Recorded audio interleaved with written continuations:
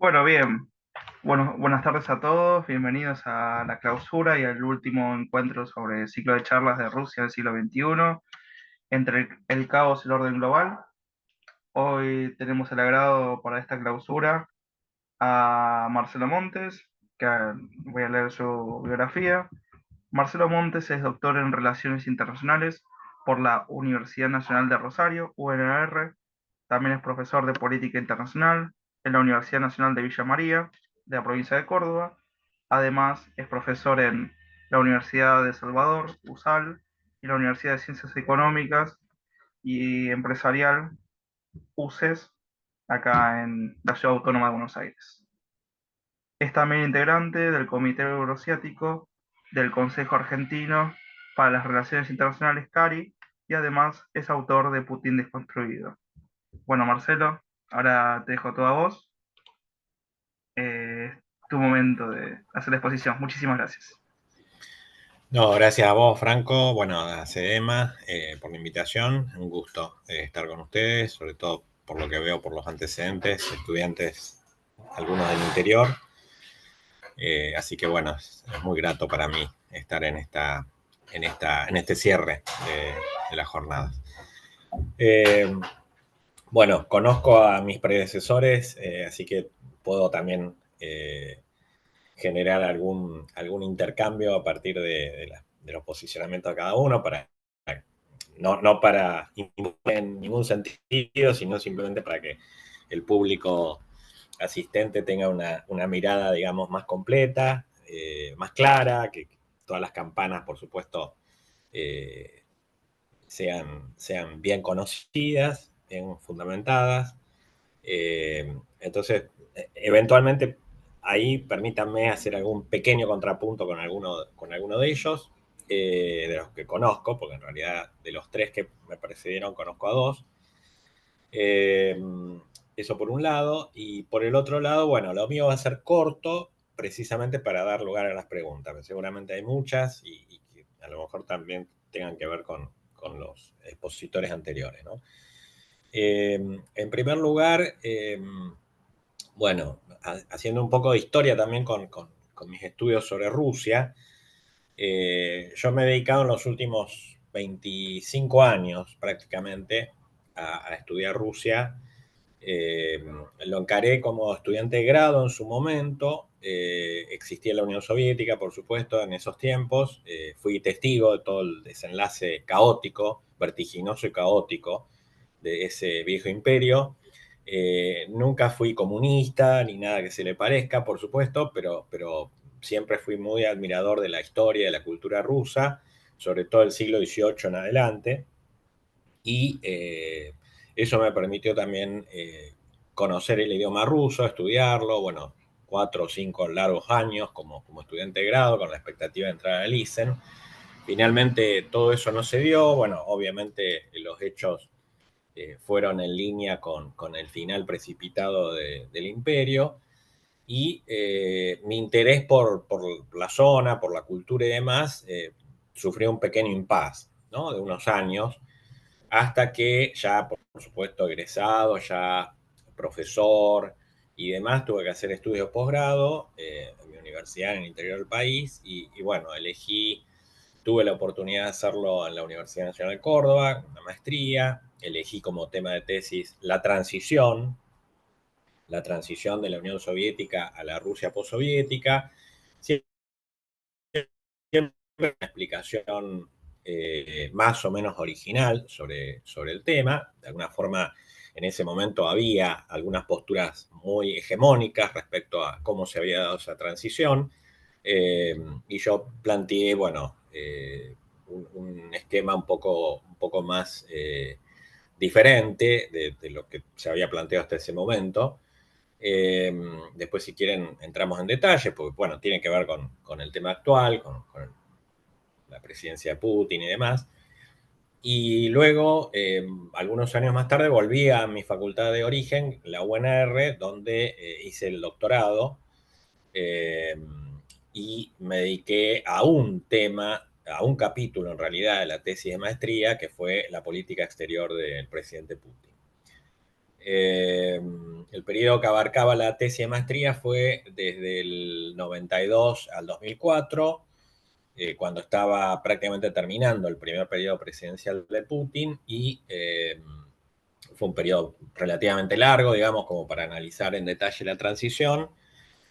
Fue una tesis más, obviamente, de relaciones internacionales, pero tal vez con mucha influencia de sistemas políticos comparados. Acá hay alumnos de ciencia política, o sea que me van a entender perfectamente. O sea, fue una mirada sobre el sistema político, sobre el sistema económico, obviamente sobre la política exterior y también sobre la cuestión federal, es decir, la transición en términos de cuatro relojes, ¿no? Como para que vean el tamaño, la envergadura de la transición que sufrió la Rusia postsoviética. Y en el caso de la tesis doctoral, ya voy a ir a ella, la política exterior de Putin, también lo traté de hacer con un abordaje diferente al usual. Ustedes saben que las políticas exteriores de un país como Rusia generalmente es abordada por el mainstream de las relaciones internacionales, de la teoría de las relaciones, básicamente los enfoques realistas y neorrealistas. De hecho, la política exterior rusa es realista, claramente realista, pero bueno, nada impide que uno pueda elegir un herramental teórico diferente al realismo, ¿no? Y en este caso yo elegí el constructivismo, que es una teoría bueno, no es tan novedosa ya en el mundo, pero en Argentina sí, porque la mayoría de los profesores se inclinan por realismo, neorrealismo, idealismo, neoidealismo. Y bueno, eso me generó varios dolores de cabeza, sobre todo con el tribunal, que bueno, eran la mayoría de los tres, digamos, eran profesores muy, muy enrolados en el positivismo y bueno, fueron muy críticos de la tesis. Y de ahí en más, bueno, me tocó vivir el Euromaidán, bueno, digamos, pasé de la oscuridad, del ostracismo, digamos, respecto al tema, que no tuvo la visibilidad, por supuesto, que tenía el Islam, que tenía Medio Oriente a partir del 11S, donde parece que vivimos una especie de revival de las relaciones internacionales, pero sí, después del Euromaidan seguramente ahí sí ustedes van a googlearme, seguramente ahí van a ver muchas entrevistas, artículos, bueno, papers en los congresos y demás, incluso pueden bajar la tesis doctoral también si quieren verla. Eh, Así que bueno, esa es un poco mi historia con este tema. Viajé algunas veces a Rusia, la última fue en pleno periodo del inicio de la guerra, digamos, de la operación militar especial, como le llaman ellos, en abril del 2022. Un viaje que fue bastante azaroso, de todos los viajes que hice fue el más azaroso, porque ustedes saben, el espacio aéreo ruso está vedado, digamos, las aerolíneas europeas, y prácticamente no hay forma de entrar de este lado del mundo si no es a través de Turquía, en ese momento a través de Serbia, bueno, a través de Emiratos Árabes Unidos. Ahora Serbia quedó también vedada, ¿no? Así que tuve la posibilidad de dar charlas allá sobre Argentina, básicamente, más que sobre Rusia, por supuesto. Y bueno, también tuve relaciones muy cercanas en términos humanos con rusos y rusas, sobre todo, lo cual me permitió también entrar en la cabeza, en esa cabeza tan compleja. No voy a decir la famosa frase de Churchill, ustedes la conocen, pero bueno, sin duda que Rusia genera todo un misterio bastante difícil de asimilar para aquellos que no somos rusos, y mucho más siendo argentinos o viviendo aquí en el Cono Sur, ¿no? No obstante ello, hago un paréntesis, probablemente hay un vínculo afectivo, espiritual, de un corte bastante difícil de entender entre rusos y argentinos a lo largo de una historia de casi 140 años de relaciones diplomáticas, que realmente también debe llamar la atención. Hay algunos trabajos vinculados con las relaciones entre Argentina y Rusia, se los recomiendo. Hay un joven mendocino, Guillermo Galea, por ejemplo, que ha trabajado bastante. Yo, en general, soy generoso, trato de mencionar todos aquellos que trabajan este tema, no somos muchos, pero hay un reconocimiento a cada uno porque cada uno ha abordado Rusia desde distintas miradas y distintos subcapítulos, ¿no? Así que reconocimiento a Galea y bueno, a muchos otros que seguramente mencionaré. Eh, Respecto al abordaje de este tema que yo les recomiendo, que es el primer punto que yo quería tratar, bueno, yo soy un convencido que sobre todo este tipo de culturas milenarias deben ser abordadas lo más cercanamente posible a sus fuentes, digamos, ¿no? Es decir, si ustedes pueden leer autores rusos, analistas rusos, think tank rusos o tanques de ideas rusos, obviamente oficinas de gobierno, departamentos, ministerios, discursos oficiales, todo eso más allá del constructivismo, que bueno, es la forma de recabar en este tipo de teorías, igual que el postestructuralismo. Yo creo que ese tipo de abordajes les va a permitir aproximarse, no conocer enteramente, por supuesto eso es imposible, no siendo ruso, pero sí abordar lo más cercanamente posible cómo piensa esa cabeza o ese pueblo, ¿no? Además con toda la carga humanística que ellos dicen tener, lo cual sin duda influye, esa pasión, esa emotividad que ellos tienen, influye de manera indirecta, pero influye al fin en el diseño de políticas públicas, el diseño de política exterior y demás. Obviamente, en mi último libro sobre Putin, con un título bastante original, Putin deconstruido,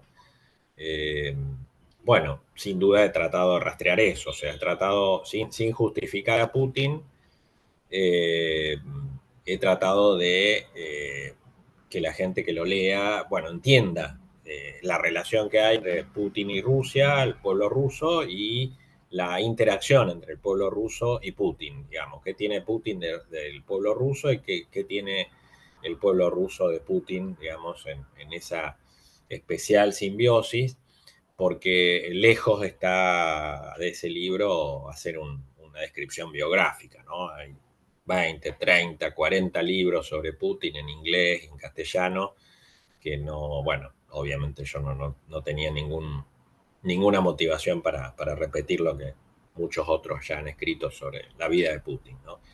Pero sí entrar en una especie de análisis así de tipo sociológico-político, que le permitiera al lector adentrarse en esta lógica de entender a este liderazgo tan especial y tan demonizado al mismo tiempo. Insisto, sin justificar si él es un demócrata, si es un autoritario, un autócrata, nada de eso fue el objetivo de esa tesis. Ahora, dicho esto, entonces, ese primer punto tiene que ver con cómo entender a Rusia. Ahí no voy a entrar en grandes detalles, pero sí hacerles entender que Rusia tiene un debate identitario muy fuerte a lo largo de la historia, un debate identitario que pareció dividirse en dos, digamos, los eslavófilos versus los occidentalistas, sobre todo en la segunda mitad del siglo XIX. No voy a entrar en detalle con autores y demás, supongo que algunos de ustedes ya conocen ese debate. Ese debate estuvo interrumpido por la revolución bolchevique ya en el siglo XX y reapareció con gran fuerza después de la caída de la Unión Soviética. Y en eso sigue Rusia inmersa. Es decir, si bien en los 90, digamos, insisto, este debate irrumpe nuevamente con fuerza, con mucho vigor, no es que se define ni mucho menos. Podríamos decir que hoy hay como una especie de interregno, donde la cosa está relativamente en un impasse, y yo que he seguido bastante ese debate, precisamente porque, sobre todo en la tesis doctoral, me basé en eso para describir la política exterior de Putin, de alguna forma podríamos decir que va camino también según los acontecimientos, ¿no? Es decir, sin duda que la ampliación de la OTAN, Bueno, primero la caída de la Unión Soviética, después todos los años 90, ¿no es cierto? La Rusia de los 90, que paradójicamente tiene algún parecido incluso con la Argentina del 2025. Parece mentira, pero este, así es. O así fue. Eh, Después, obviamente, la crisis ucraniana, bueno, la guerra de Georgia, la crisis ucraniana. Creo que al compás de esos acontecimientos, ese debate identitario fue tomando forma, fue configurándose, reconfigurándose, y podríamos decir hoy que hay una especie de consenso respecto a la postura que hoy gobierna Rusia, que es la de Putin, representa en todo caso el putinismo. Podemos discutir qué significa el putinismo, si tiene futuro o no, después de que se apague la vida del presidente Putin, que acaba de cumplir 73 años el martes pasado. Pero bueno, todo eso ya lo dejamos para la proyección, ¿no es cierto? Es decir, qué puede llegar a pasar en el futuro de Rusia. En todo caso, ese debate tiene que ver con cómo se ven ellos a sí mismos, cómo ven el mundo, un poco lo que vamos a intentar hablar hoy, y cómo, digamos, piensan que se puede dar un orden internacional que sea mucho más pacífico del que es, o del que ha sido, sobre todo después que cayó la Unión Soviética. Paradójicamente estamos hablando de un país que está en guerra, ¿no? O sea, pareciera contradictorio, ¿no? Que estemos pensando que Rusia también piensa cómo se puede alcanzar un mundo más pacífico, cuando en realidad está enfrascada en una guerra, aunque llamemos la atención que Rusia ha vivido muchas guerras a lo largo de su historia, y digamos, que tenga hoy una guerra, no le estoy quitando, digamos, envergadura, pero bueno, podríamos decir que es un pueblo que está habituado, no a generar guerras, sino a recibir guerras, en todo caso, o incluso invasiones, ¿no? Porque es un territorio gigantesco, que todos pensamos a Rusia en términos de agresividad, de imperialismo y demás, y no sabemos que incluso hasta Polonia invadió Rusia, ¿no? No solamente los mongoles, los turcos, los suecos, sino Polonia, que es un país minúsculo, que se atrevió junto a Lituania en una confederación que tuvieron en el siglo XVII a invadir Moscú. Para no hablar de lo más conocido, Hitler, Napoleón, etcétera, etcétera. Así que bueno, esto es un poco lo que les quería marcar como primer gran punto, tratar de entender mejor desde el punto de vista sociológico, cultural, la cabeza del pueblo ruso, su élite, por supuesto, porque le asigna una gran relevancia también a la élite, el papel de la élite en este tipo de pueblos tan especiales. No lo voy a calificar en otro sentido. Eh, bueno, sin duda que es relevante, así que es importante conocer también cómo piensa, cómo opera esa élite, de la cual Putin es parte, ¿no? No es el todopoderoso que controla esa élite, ni mucho menos. El segundo punto que les quería tocar en esta pequeña, breve introducción, eh, es un poco, bueno, lo que ha ocurrido con Ucrania, como para de alguna forma usarlo como ejemplo, como pretexto para entender la actitud rusa en términos internacionales. Eh, Todo lo que ha hecho Rusia, sobre todo en aras del orden internacional, sus reacciones, subrayo sus reacciones, frente a la ampliación de la OTAN, frente a la ilusión de formar parte de Occidente en su momento en los años 90. eh, bueno, distintas acciones que ha tomado, en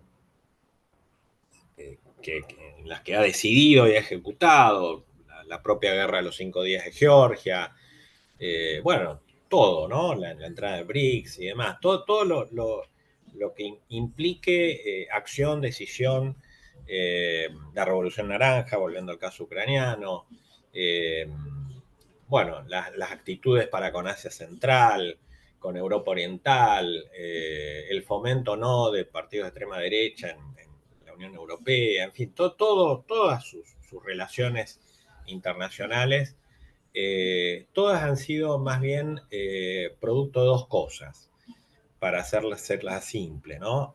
Uno, el honor, es una política exterior muy sustentada en la emocionalidad, en valores que son antiguos para este mundo. Subrayo el honor, es muy típico de los rusos ofenderse y por ende reaccionar. Con esto estoy derribando uno de los mitos, digamos. Rusia no es la Unión Soviética, Rusia no es un país imperial, no es un país que tenga planeado antemano qué va a hacer frente a cada circunstancia. Putin tampoco es un hábil calculador que controla todas las variables. Más bien es una política exterior honorable, realista, por supuesto, porque atiende a sus intereses nacionales, muy pragmática, pero sobre todo, por eso subrayé reacciones, reactiva. Es una política exterior absolutamente reactiva. No es una política exterior anticipatoria, no es una política exterior planificada. Yo sé que cuesta entenderlo porque uno tiene la imagen, insisto, del tamaño, la superficie, el poder nuclear, el poder militar, bueno, todo lo que implica Rusia en términos físico-materiales. Tomen cualquier autor realista y lo van a entender bien, pero para mí eso es relativo. Es relativo y en todo caso se nutre de los aspectos más bien intersubjetivos, relacionales, bueno, por eso adhiero a la postura constructivista. Es decir, estoy más preocupado por cómo ese mundo Rusia es interpretado por los rusos y en general cómo interpretan ellos al mundo. Y precisamente el mundo los sorprende de tanto en cuanto y generalmente ellos reaccionan frente a ese mundo. El ejemplo más reciente que tenemos, la cumbre de Alaska, ¿no? Ustedes habrán visto, si han visto medios rusos, ya sean los oficialistas como los opositores, que los hay todavía, habrán visto en ambos cierta espuma, cierta ilusión, digamos. Son parecidos a los argentinos en ese aspecto, ¿no? Estamos ahora todos ilusionados con el famoso swap de Scott Bessel y el Twitter de Scott Bessel. Bueno, parece que nos vamos a solucionar todos los problemas. Bueno, los rusos también son un poco así. Parece mentira que pueblos tan diferentes, ¿no es cierto?, tengamos algunas actitudes un poco similares.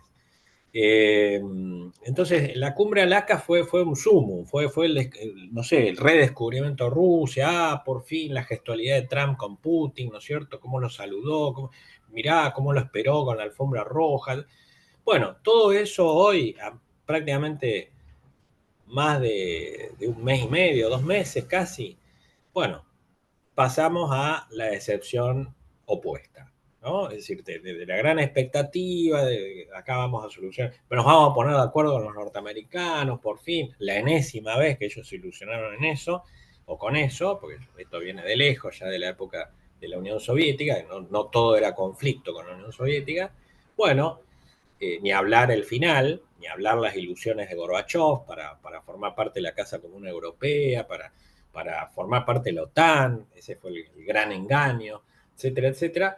Bueno, todo eso se fumó. Parece ahora que estamos discutiendo en el seno del propio gobierno ruso, Putin por supuesto no abre la boca, respecto, o abrió la boca hoy en relación al Premio Nobel de la Paz, con Trump y demás, quiso quedar bien con Trump, pero la pelea interna del gobierno es un funcionario como Ushakov que desmiente al otro, Ryabkov, que dice, no, acá ya Alaska ya está muerto, ya no podemos pensar en la reanudación de las relaciones con Estados Unidos, ya está, ya lo han echado a perder los europeos y los ucranianos, listo, ya acá no hay más nada que hablar. Y Ryabkov contestándole, diciéndole que bueno, que sí, que todavía hay margen para ilusionarse, que no hay que ser tan tan pesimista y demás. Pero esto les habla a las claras de cómo opera la cabeza de la élite rusa, ¿no? Es decir, frente a un hecho al cual ni siquiera por ahí los académicos, porque todos lo conocemos ya a Trump y conocemos cómo opera también el establishment norteamericano y nos damos cuenta de cómo viene la mano y de que en general Estados Unidos tampoco va a cambiar así de la noche a la mañana su postura respecto a Rusia, porque hay todo un entramado que impide que a Rusia se la vea en los términos que a los rusos les gusta que los vean, digamos, ¿no? Es como los argentinos, pensamos que el mundo nos ve como nosotros nos vemos nosotros, no es así. En fin, esto del calificativo de reactiva, de política exterior reactiva, yo creo que es decisivo para entender cómo opera el Kremlin respecto al mundo. Eso, por supuesto, le depara dolores de cabeza, como los que acabo de plantear, decepciones, frustraciones y demás, pero al mismo tiempo acota los márgenes de ilusión o de ingenuidad que podía esperar, de ingenuidad ideológica o ideologizada que podía esperarse, por ejemplo, de la Unión Soviética.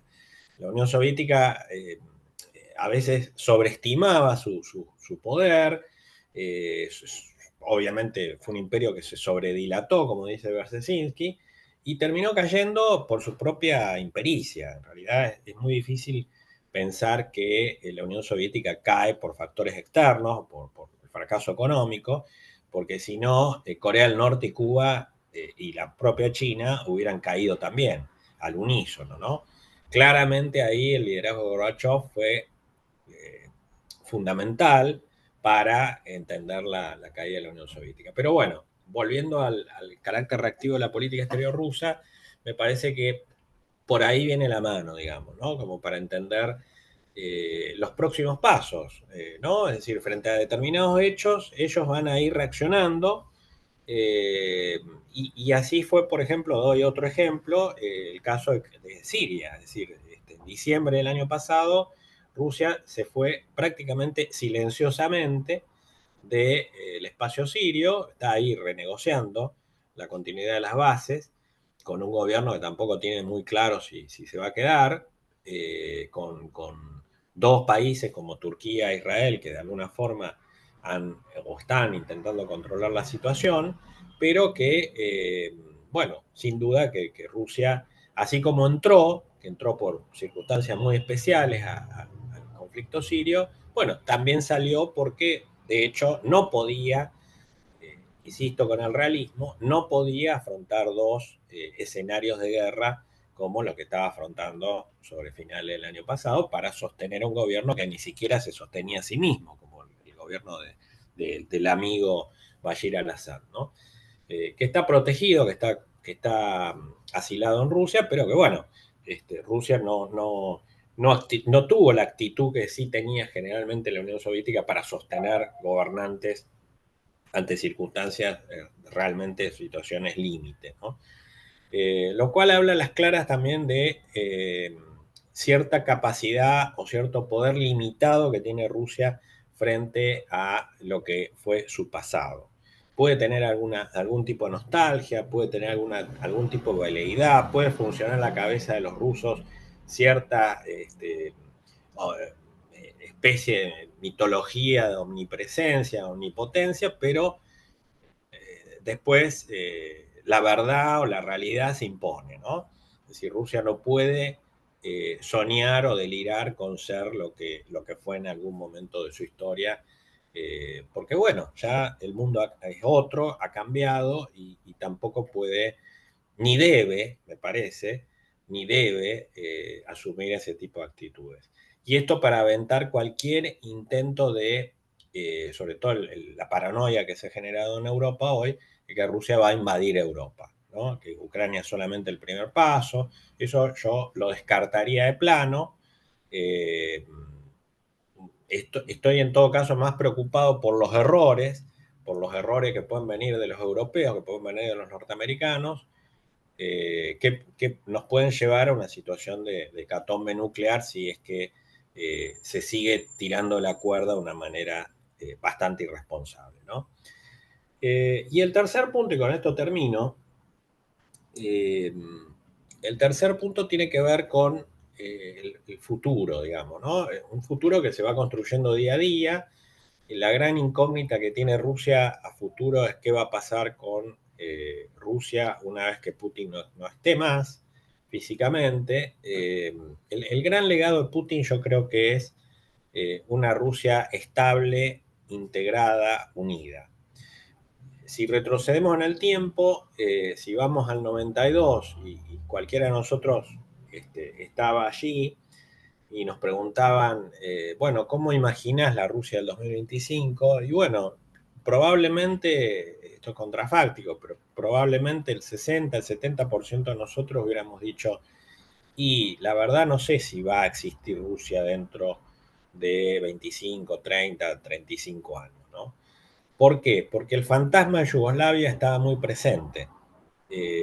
Tal vez no para los argentinos, tal vez no para los brasileños, o para los indios, o para los chinos, pero para los rusos sí.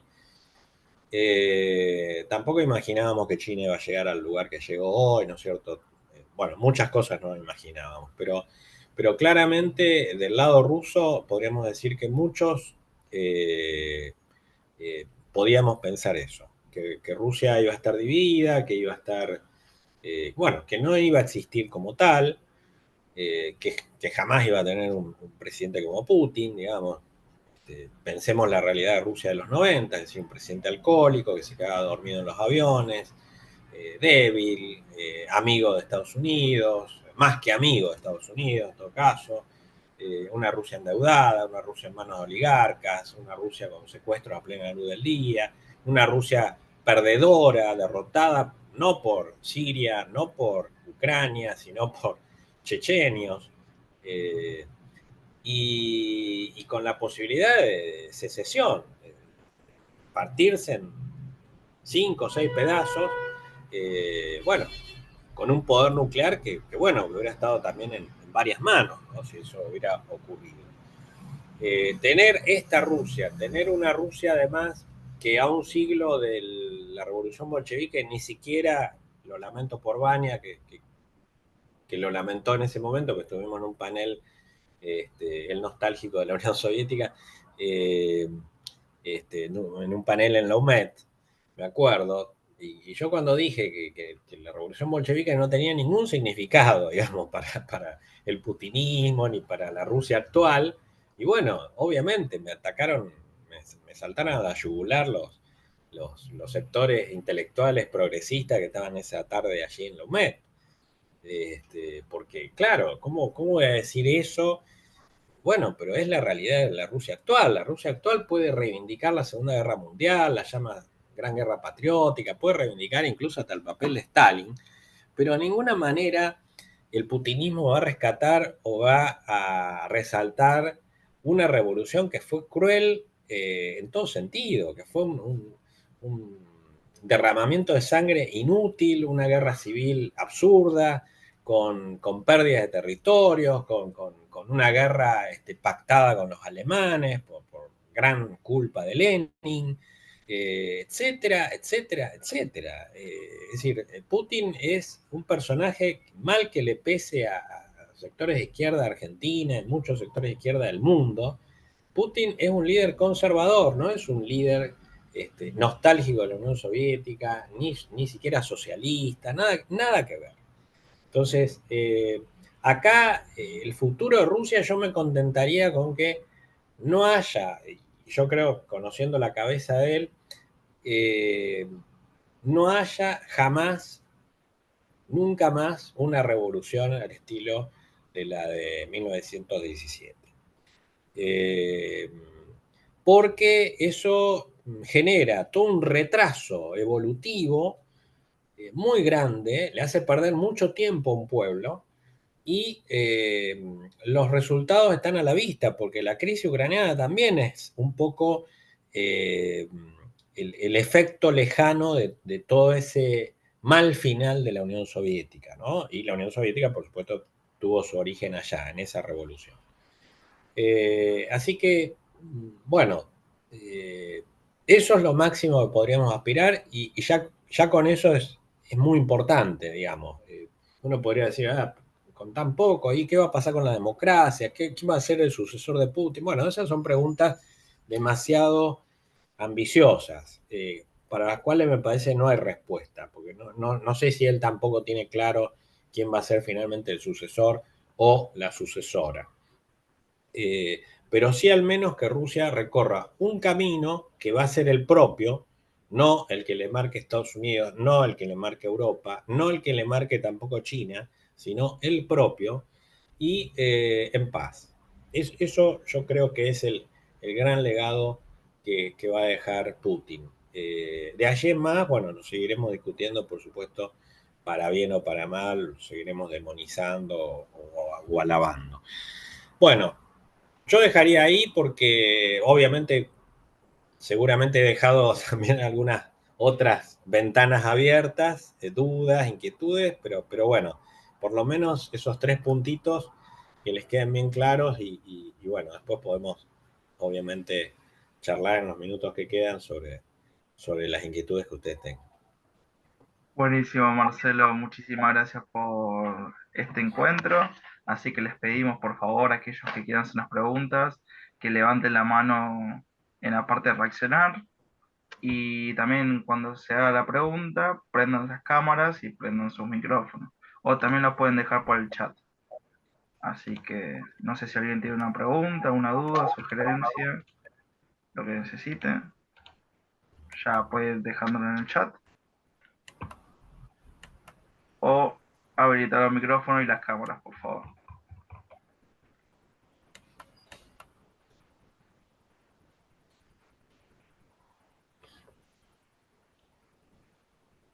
Ahí está, de Iván. Te digo, Marcelo. Dale, Iván pregunta lo siguiente. Me gustaría hacer una pregunta. Estoy sin cámara y sin micrófono. Bueno, Iván, escribila y le decimos a Marcelo y nada, te lo va a responder. dale. Y acá dice una pregunta de Francisca Carrasco. Dice lo siguiente. ¿Cómo ha afectado la guerra en Ucrania a la idea de identidad rusa? Eso es lo que dice. Ucrania es la frontera. Eh, Al mismo tiempo es gran parte del corazón ruso. Eh, no hablo, digamos, en términos estatales, ¿no? Hablo en términos de hermandad, si se quiere. Es decir, no en vano, tres países dieron origen a la Unión Soviética y dieron origen a su final, paradójicamente, ¿no? Firmaron la defunción de la Unión Soviética. Esos tres países fueron Rusia, Bielorrusia y Ucrania. Es como más o menos comparar el Mercosur, ¿no es cierto? ¿Cuál es el eje del Mercosur? Bolivia, no. Chile, no.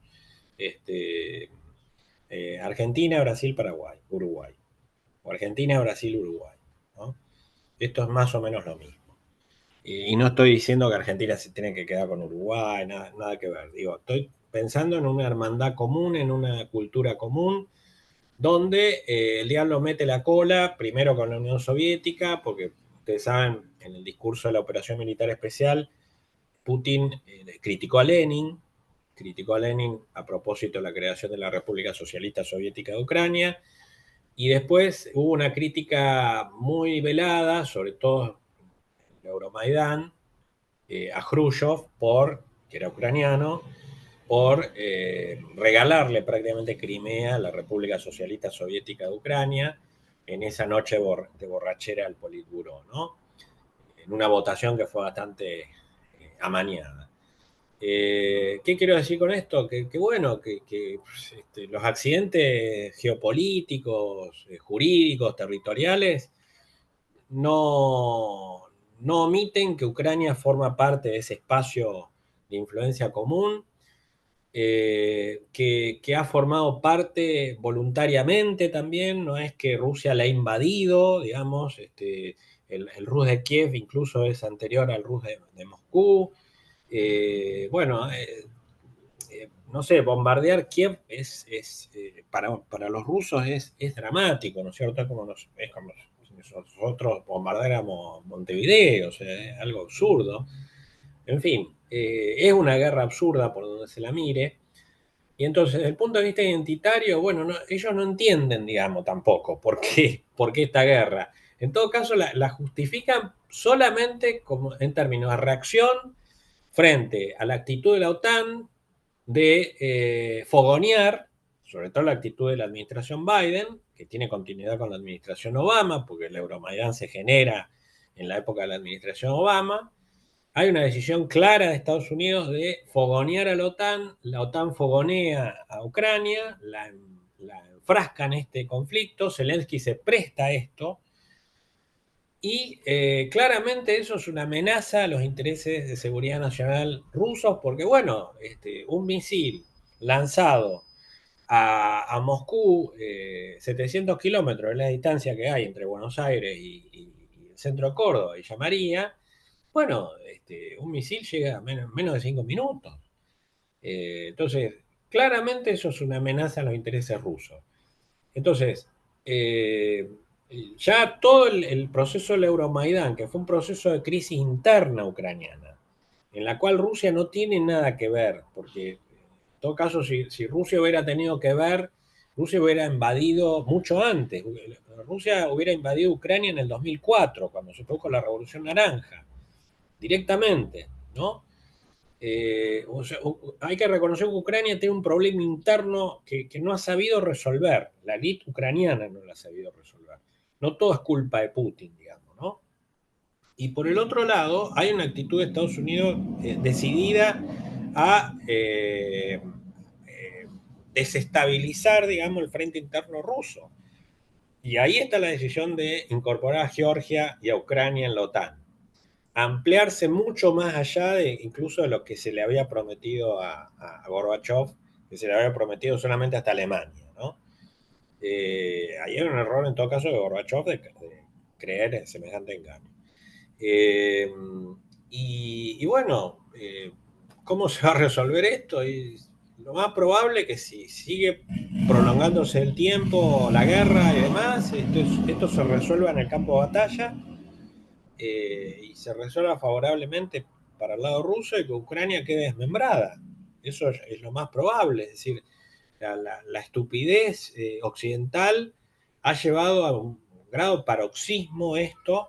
Eso, insisto, es una guerra absurda por donde se la mire y, y lo más probable que, bueno, si falla la diplomacia, como está fallando, claramente una gran responsabilidad pudo haber sido la de los europeos. Los europeos han cortado los teléfonos con Putin a lo largo de todos estos años, cuando en realidad este conflicto se tendría que haber resuelto entre Bruselas y Moscú, sin intromisión de Washington, sin intromisión de la OTAN.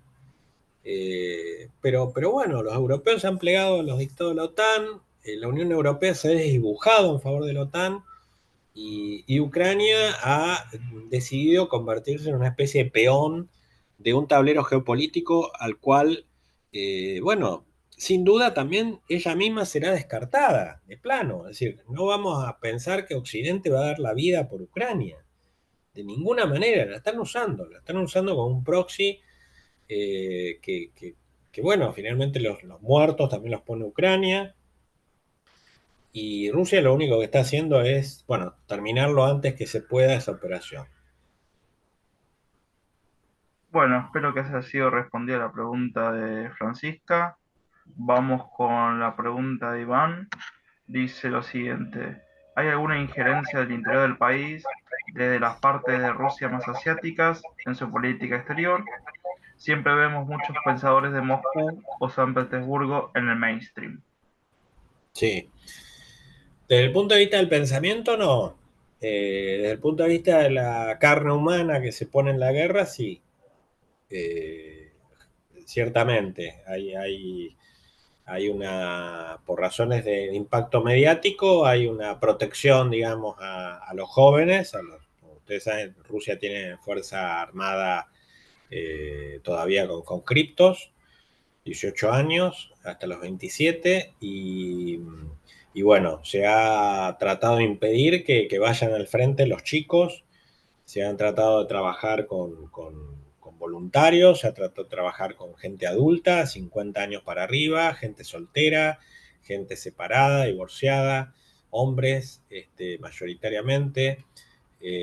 voluntarios extranjeros, norcoreanos, se ha utilizado la guarnición de norcoreanos ahora para defender Kursk en su momento, para desalojar a los ucranianos, y la mayor cantidad de muertes vienen de la zona de Siberia y del este, la zona más despoblada de Rusia, por supuesto, también, pero la más aguerrida, es decir, es muy difícil pelear con jóvenes liberales de San Petersburgo, Moscú. Lo más probable es que esos jóvenes liberales estén aquí en Palermo todos los días en Buenos Aires, ¿no? Es decir, son esas parejas de matrimonios jóvenes que andan con sus bebés. Bueno, los que están con sus bebés no quieren ir a la guerra, por supuesto, y los que están solos y solas tampoco, porque no comparten ni un ápice la mirada de Putin, ni la mirada de la guerra, ni tampoco son bastante individualistas, piensan en el pasaporte para viajar por Europa.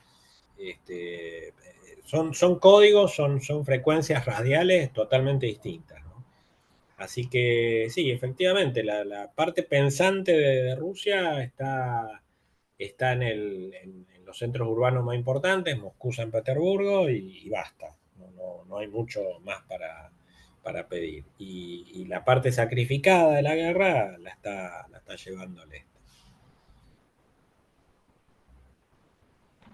Bien, espero que la pregunta de Iván haya sido respondida correctamente. Ahora vamos con la de Bruno, así no se alarga más el tiempo. Dice, buenas tardes, profe. Usted mencionó que Rusia ahora desiste mantener gobernantes como Al-Assad, que están en situaciones límites, a diferencia de la URSS, donde el esfuerzo tal vez era mayor. Sin embargo, ¿cree que ese esfuerzo en países fronterizos o en ex repúblicas existe, como con Lukashenko, Kazajstán, Georgia, etcétera? Bueno, primero, Rusia no tiene la capacidad, insisto, para sostener ni para intervenir en los asuntos internos de otros países. Ucrania es un botón de muestra, ¿no? Insisto, si Rusia hubiera querido intervenir, hubiera sabido intervenir y demás, lo hubiera hecho desde el vamos y hubiera evitado todo esto que se produjo ya hace más de 20 años. Esto es una larga historia.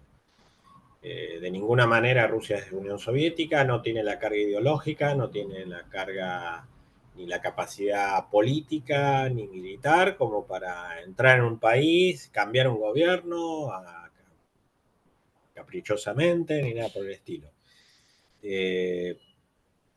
Entró en Siria básicamente por dos razones. Una, para romper de alguna forma el cerco diplomático y comercial que se estaba produciendo, geopolítico que se estaba produciendo a partir del Euromaidán, porque Rusia empieza a ser sancionada después del Euromaidán, y para sacarse un problema interno de encima que es el terrorismo islámico.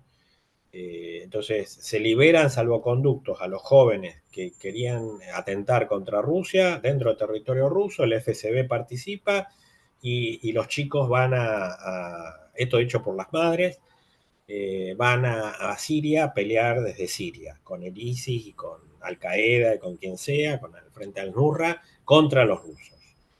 Y los rusos van a operar en Siria con aviones, con raids aéreos. No van a hacer lo que hicieron en Afganistán los soviéticos. No van a entrar con tanques, no van a entrar con hombres, nada que ver. Bueno, y así salieron, como dije antes. En África, tanta mitología que se hace con el grupo Wagner y con el Sahel, con los tres países del Sahel y demás, lo mismo. Es decir, Rusia ahí opera muy quirúrgicamente. Opera muy quirúrgicamente. El grupo Wagner se le permitió la acción allí, era un buen entrenamiento. Putin es muy pragmático, usa al grupo Wagner para adquirir experiencia de combate. Piensen que Rusia no participaba en una guerra desde Georgia y Georgia duró 5 días. Y en esos 5 días hubo problemas de todo tipo en el ejército ruso. De todo tipo. Y hoy mismo, con la guerra de Ucrania, ustedes no tienen idea del aprendizaje que significa la guerra de Ucrania para el ejército ruso. Ustedes dirán, pero ¿cómo puede decir eso? El ejército uno de los más poderosos del mundo. Sí, sí, pero es el más poderoso del mundo, pero si no entras en combate, no. Además, esta es una guerra hipertecnológica. Si ustedes se dan cuenta, es decir, no van a pelear con chicos de 18 años, los chicos los usan ahora para manejar drones o para fabricar drones. Ahora están interactuando las universidades rusas con el ejército ruso por primera vez en la historia, con los chicos inventando drones en sus casas o en sus universidades con motores de heladera, con motores de lavarropas, tratando de sustituir la importación de los drones iraníes. ¿Se dan cuenta? Es decir, Rusia está haciendo un proceso de aprendizaje a ritmo vertiginoso, saca experiencia de todo esto y bueno, lo hace siempre operando sobre el sustento del interés nacional. Si vale la pena entrar en Brasil a comerciar porque eso le sirve a Rusia para romper cercos diplomáticos o para aumentar su presencia en América Latina, bienvenido. Si no, Brasil no existe. Doy ese ejemplo, ¿no? Bien, gracias Marcelo. Espero que haya sido respondida la pregunta de Bruno. Ahora vamos por la anteúltima pregunta, que era de azul, y dice lo siguiente. Hola, me gustaría saber qué piensas sobre la relación entre Rusia y China en la actualidad. ¿Qué podemos esperar del acercamiento ruso en Asia? Mirá, muy buena pregunta. Y el año pasado estuve en un congreso de estudios chinos ahí en La Plata y bueno, cuando dije lo que voy a decir ahora, fue un poco agua fiesta, ¿no? Porque imagínense, era un congreso organizado por los chinos, gratis, gran cantidad de gente, ¿no? Y yo, claro, todos imaginaban, bueno, va a hablar bien, ¿no es cierto?, de una relación profunda entre China y Rusia. Sí, hoy, a ver, la relación entre China y Rusia eh, es un idilio. Es un matrimonio donde todo funciona perfecto, se llevan muy bien, Putin y Xi Jinping se sonríen, dialogan sobre la inmortalidad, cada uno da su punto de vista, el punto de vista chino sobre la inmortalidad, Putin el punto de vista ruso, que difieren. Pero bueno, así como difieren en la inmortalidad, hay una diferencia de tamaño, envergadura, de jerarquía, de poder histórico y demás. Los rusos nunca van a aceptar ser segundones de los chinos. ¿Ok? Nunca van a aceptar ser segundones de los chinos. Es más, la relación hoy es descrita como, ok, ellos están a la vanguardia económica, comercial, global, etcétera, rivalizan con Estados Unidos, pero bueno, primero, que rivalicen está bien, nosotros no estamos en ese juego. ¿Se dan cuenta? Es decir, los rusos cuentan esta historia como diciendo, nosotros ya jugamos ese juego, ya está. Y lo empatamos, aunque los americanos digan que lo ganaron. Eh, entonces, bueno, bienvenida China a ese juego, bárbaro, que sigan jugándolo. Eh, Mientras tanto, nosotros estamos en otra dimensión. Y además somos una superpotencia militar y nuclear. China está muy lejos de serlo. O sea, si quiere algún día rivalizar palmo a palmo con Estados Unidos, bueno, le falta toda esa otra parte que Rusia, aún con la caída de la Unión Soviética, ya ha recorrido. Así que desde ese punto de vista, bueno, China puede aprender de nosotros, digamos, ¿no? Ese es el relato ruso. Y en segundo lugar, hay una historia de muchas diferencias, no solamente sobre la inmortalidad. Estuvieron al borde de una guerra en 1969, China y la Unión Soviética. Hubo diferencias ideológicas respecto a cómo interpretar el marxismo, el maoísmo. Hay una frontera, la segunda más larga del mundo, entre China y Rusia. Hay una simetría en muchos sentidos. Entonces, y Rusia, muchas medidas que toma sobre el este, sobre la parte precisamente oriental, sobre el lejano oriente, el más despoblado, lo toma mirando o pensando no en Estados Unidos ni en Europa, lo toma, incluso la negociación gasífera, energética, lo hace para no quedar desbalanceada frente a China. ¿Ok? No porque Rusia interprete esta relación en términos de idilio amoroso, ¿no? O de matrimonio definitivo. Rusia es, insisto, pragmática, pragmática, reactiva, emocional, sabe con qué bueyes ara, sabe cómo son los chinos no son de confiar. Los chinos no tienen ningún atractivo ni racial, ni cultural, ni étnico, nada para los rusos. O sea, no. Bueno, pueden decir, hoy si hacemos una encuesta en Moscú, en San Petersburgo, sí, China, ¿cuál es el país más amigo de Rusia? Primero, Bielorrusia. Segundo, no sé, China puede estar, no sé si lo nombrarían como amigo. Tal vez como socio, tal vez como socio. Pero hasta ahí llega la relación. No le estoy restando, a ver, entiéndaseme bien, no le estoy restando importancia, le estoy dando la debida jerarquía que tiene esa relación. Porque acá, si ustedes van a la Argentina, van a encontrar gente que dice, claro, China y Rusia son los próximos, el próximo rival de Estados Unidos, son los enemigos de Occidente, bla, bla, bla. Pongan La Nación Más, Clarín, van a encontrarse con ese tipo de discursos. Pero también del lado del kirchnerismo van a decir, no, porque claro, hay que generar un mundo contrahegemónico. No, no.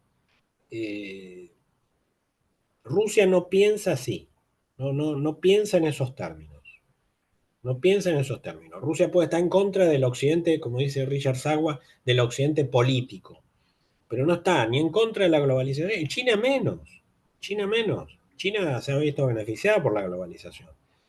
En todo caso, están en contra, el punto que los hace converger es no al unipolarismo norteamericano. Ahí nació el idilio de China y Rusia. En todo lo demás pueden acordar y en algunas cuestiones hasta pueden discutir. Obviamente no las van a poner en el candelero las cuestiones que los diferencian. Pero hay diferencias, sin duda. Bien, bueno, ahora vamos con la última pregunta, Marcelo, de Ailén, que dice lo siguiente: ¿qué lugar ocupa América Latina en la política exterior rusa contemporánea? ¿Existe algún tipo de proyección blanda en América Latina similar a la que se considera que emplea China? Muchas gracias, dice. Es esa. ¿Qué lugar ocupa? A ver, repetímela, Vamos de vuelta. por ¿Qué favor. lugar ocupa América Latina en la Ah, política exterior rusa contemporánea? Además, sí. dice lo siguiente: ¿existe algún tipo de proyección blanda en América Latina similar a la que se considera que emplea China? Es eso. Son dos preguntas. La gran proyección blanda que usa Rusia en América Latina es RT. Le ha ido muy bien con RT. RT es muy consumida por los latinoamericanos y la verdad que los mismos rusos se han sorprendido en ese sentido. Y entonces, bueno, ahí vienen otras avanzadas, está Sputnik, aquí en Argentina ha comprado radios, bueno, le va muy bien con RT. Y por eso la cancelación de RT en Europa. Europa ha visto como RT penetra y penetra en YouTube. Bueno, por eso la cancelación de YouTube. En fin, los europeos no son ningunos tontos y los americanos menos. Entonces, RT ha sido el gran éxito bueno, Rusia no puede inventar el cine que tienen los americanos con Hollywood, no pueden entrar con las novelas turcas, ¿no es cierto? Bueno, han entrado con RT, les ha ido bien. Creo que ahí hay una buena simbiosis también con los periodistas latinoamericanos, les ha ido muy bien también a ellos. Algunos viven en Moscú. Creo que ahí se da un acercamiento muy interesante. Respecto a la relación de Rusia con América Latina, eh, primero, América Latina es para los rusos es un continente donde, digo, para el promedio de la gente rusa, es un continente donde la gente acá vive todavía arriba de un árbol, comiendo bananas y tomando sol, ¿no? Es una imagen todavía muy, podríamos decir, eurocéntrica, o bueno, rusocéntrica en este caso, parecida a la eurocéntrica respecto a los latinoamericanos. Segundo, geopolíticamente es patio trasero de Estados Unidos.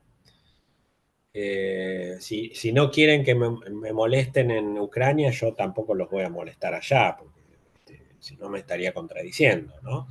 Rusia, de nuevo, no es la Unión Soviética, no va a generar una crisis de los misiles como generó Khrushchev y Fidel Castro en la época de Kennedy. Bueno, relación absolutamente pragmática. Relación pragmática significa, los países más importantes para Rusia no son Nicaragua, ni Venezuela, ni Cuba. Son Brasil, México y Argentina, en ese orden. Ustedes dirán, ¿la Argentina de Milei, el Brasil de Bolsonaro? Sí, también. ¿La Argentina de Macri? Sí, también. La Argentina de Macri, la Argentina de Cristina, la Argentina de Alberto Fernández, la Argentina de Milei, el México de Sheinbaum, el México de, de AMLO. Es decir, no importa quién gobierne, lo importante es la relación con el Estado y con el pueblo. Eso es lo que busca Rusia. Y la relación con Nicaragua, con Venezuela, y son relaciones de otro tipo, son de otro tipo, pero ellos saben qué importancia, qué relevancia tiene geopolíticamente Venezuela, qué relevancia tiene Nicaragua. No vean detrás de Nicaragua y Venezuela el relato de los Feynman o el relato de los periodistas argentinos de La Nación Más o de la gente de Juntos por el Cambio, creyendo que es una relación parecida a la que se tenía con Cuba en la Unión Soviética. No hay relación ideológica, no les interesa a los rusos ni montar bases militares, ni hacer ejercicios. En ese papel está Estados Unidos. Rusia no está en ese rol. Por eso la crítica, y con esto termino, del canciller Lavrov a Estados Unidos. Al final del cuento, Estados Unidos está repitiendo los mismos errores que hacía la Unión Soviética, que hacíamos nosotros con la Unión Soviética, dice Lavrov. Lavrov fue hombre soviético, ¿no? ¿Se dan cuenta? Es decir, pensar que todo el resto del mundo que no actúa o no piensa como ellos, debe actuar y pensar como ellos. Rusia no. Rusia, por eso piensa en el BRICS, por eso hay una ventana de optimismo con el BRICS, yo la tengo, de pensar el mundo, a pesar de las diferencias, lo que acabo de remarcar con China, a pesar de las diferencias, ponernos de acuerdo. ¿Por qué no? Occidente te obliga a solamente admitir el universalismo liberal. La única forma de democracia que existe es esa. La única forma de globalización que existe es esta. Y así sucesivamente. Tenés que consumir esto culturalmente y esto otro no. Tenés que consumir The Guardian y no tenés que consumir RT. ¿Por qué? ¿Por qué? Tenemos que ir, como dijo Roberto Russell el otro día en la Ditela, tenemos que ir a un mundo de pluralismo diverso. Entender que puede haber un único orden internacional, pero con miradas bien plurales. Que nos pongamos de acuerdo en que ese orden debe ser estable, pacífico, tal vez bajo otras normas, pero, o las mismas del 45, pero donde ninguno intente hegemonizar sobre los otros. Ninguno intente hegemonizar sobre los otros. Entonces, América Latina es visto en esos términos. Y sí están muy contentos los rusos con la actitud de América Latina con las sanciones a Rusia. Es decir, América Latina no se plegó a las sanciones a Rusia, a pesar de estar en el patio trasero norteamericano, a pesar de estar bajo el farol, digamos, del sometimiento norteamericano. Acá hay dos países que se comportan de una manera obsecuente con Estados Unidos, Argentina y Salvador de Bukele. Panamá Bueno, también. perdón, Marcelo, que te Sí. corté. Bueno, gracias Marcelo. Espero que la pregunta de Len Soto haya sido respondida. Bueno, las preguntas de Azul también. Así que bueno, damos ahora por finalizado el ciclo de charlas. Te agradecemos, Marcelo, de Sedema Déjame, por... Franco, Sí, hacer un pequeño aviso. sí, sí. Yo creé hace unos meses el Club del Kremlin, que no tiene nada que ver con el Kremlin, aclaro. Es un espacio social, digamos, de gente que esté interesada en la cultura y la historia rusa. Nos encontramos una vez por mes en Buenos Aires, en algún bar ruso, justamente, de gente que no necesariamente piensa igual que Putin. Y hacemos Zoom también como el de ustedes, pero bueno, sobre temas mucho más específicos, históricos, no sé, incluso literatura. Así que para todos aquellos chicos, jóvenes, adultos, bueno, todas las edades, hombres, mujeres, mujeres, hombres, que les interese Rusia, bueno, cualquier cosa que se conecten conmigo o le dan contactos y bueno, ahí podemos hacer actividades que les interesen. Buenísimo, Marcelo, muchísimas gracias. Te agradecemos desde SEDEMA la invitación a la última clase de clausura. Así que bueno, los esperamos con más actividades de SEDEMA. eh, Así que bueno, es eso. Les agradecemos todos y que tengan un buen fin de semana. Gracias, Marcelo, de vuelta. Bueno, gracias. Hasta luego. Chao, saludos, hasta luego.